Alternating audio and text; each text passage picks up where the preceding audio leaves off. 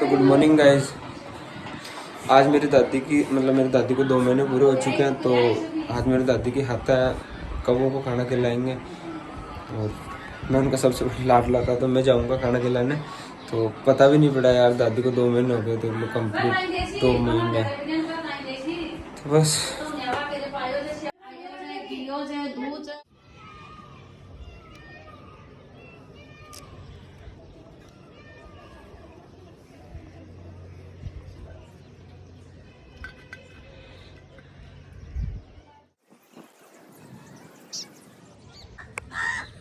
तो गाइज आज मेरी दादी की हाथा थी, 2 महीने दादी को पूरे हो चुके हैं, पता भी नहीं पड़ा यार मुझे। तो दादी के लिए हाथा निकाल देना। दादी को ना पकौड़ी पसंद है, तो उसमें पकौड़ी और ये चीज़ें रखी है। और कौवों को खाना खिलाना, मतलब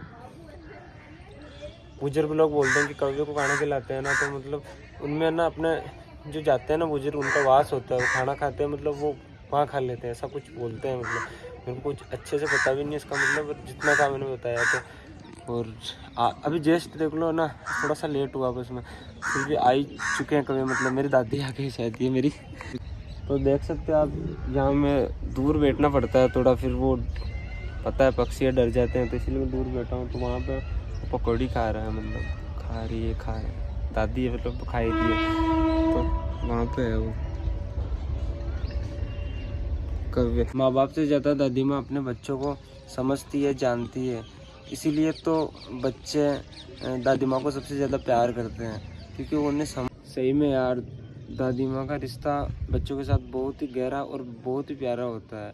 और खैर दादा तो मेरे बहुत टाइम पहले चले गए थे, पर दादा दादी घर की एक रौनक होती है।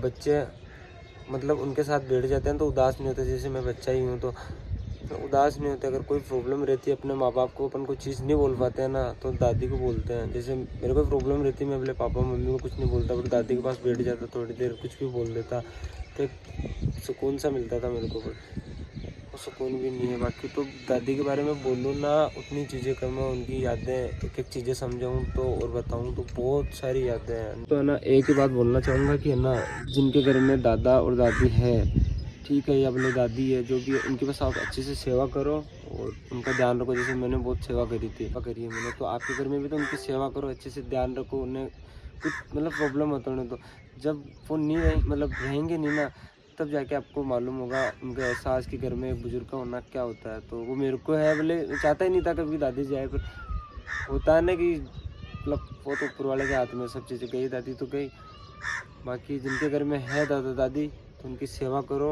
और समझने पे झुर्रियाँ थी, दादी बूढ़ी होती है ना, दादी के चेहरे पे झुर्रियाँ भी थी, फिर भी घर में उनसे ना एक रौनक होती थी। दादी की वजह से पूरा घर खिलखिला रहता था कि दादी बैठी है, तो दादी के पास हम सब लोग बैठते हैं। कोई बाहर से आता है दादी से मिलने, आराम से बाहर की बूढ़ी औरतें आ जाती है, कुछ और औरतें आ जाती है, बच्चे बूढ़े सब बैठते थे, आराम से बातें करते थे, पुरानी चीज़ें पूछते थे दादी से, पुरानी मतलब कि दादी उस ज़माने में क्या हुआ था, दादी ये दादी को, तो वो जवाब देती थी। पुरानी चीज़ें सुन के हमें भी सुकून मिलता था, अच्छा लगता था हमें। क्या हमारे गुरुजन हमें सब बोलते थे कि आप अपने बूढ़े बुजुर्गों को जाके पूछो कि पहले क्या हुआ था। कुछ चीज़ें नहीं आती थी तो उनसे पूछते थे, क्योंकि उनको पता था 1947 से पहले, मतलब सोचो देश आज़ाद नहीं हुआ उससे पहले की मेरी भी दादी थी, तो उनको हर चीज़ मालूम थी, पहले कैसा रहन सहन था, क्या माहौल था। वो तो उस माहौल में जी नहीं, देखो अपने पास तो सब कुछ है। अभी दादी है ना, मेरे खुद के बचपन में है ना, उनका खुद का बचपन देखती थी। जैसे मैं बचपन में ऐसे वैसे करता हूँ ना, जैसे मेरी दादी बताती थी मेरे को कि मैं भी जब छोटी थी तो ऐसे करती थी, वहाँ से वो लकड़ियाँ लाती थी, ये वो, मतलब इतनी सारी चीज़ें बताती थी उनके बचपन के बारे में। लेकिन उनका बचपन बहुत अलग था सही में, उनका खेलना, उनका रहना, उनका दिन कैसे निकलता था वो भी बताती थी, कि हम क्या करते थे पूरे दिन पर, काम करते थे, घर को संभालते थे, ये सारी चीज़ें। दादाजी के बारे में, उनके पिताजी, माताजी, उनके जो मेरे पापोरी भाई हैं, बहन, उनके सबके बारे में, कि वो कितनी बदमाशी करते थे, ये सारी चीज़ें। मतलब जो मैं चीज़ बताता था उनकी दादी, मैं कुछ भी गलत करता कि ऐसे मत करा कर बेटा, हम तो वैसे थे, तो उनका बचपन था, एक हमारा बचपन है। तो दोस्तों मेरा तो यही कहना है कि अपने बुज़ुर्गों के साथ है ना, अपने घर में जो बुज़ुर्ग लोग हैं उनके साथ वक्त गुजारा करो, क्योंकि वो बहुत खुशनसीब होते हैं जिनके घर के अंदर है ना दादा दादी होते हैं। तो बस उनके साथ वक्त गुजारो, उनकी बातें सुनो, 1 घंटा बैठो उनके पास। अरे 1 घंटा नहीं तो कम से कम 20 मिनट, 10 मिनट तो बैठ ही सकते हो ना। आप 10 मिनट बैठ जाओगे ना, उनके लिए पूरे दिन के बराबर होगा। सही में 10 मिनट बैठो, आराम से बातें करो, देखिए क्या क्या बातें बताओगे, आपको कुछ ज्ञान मिलेगा और आप सुकून मिलेगा।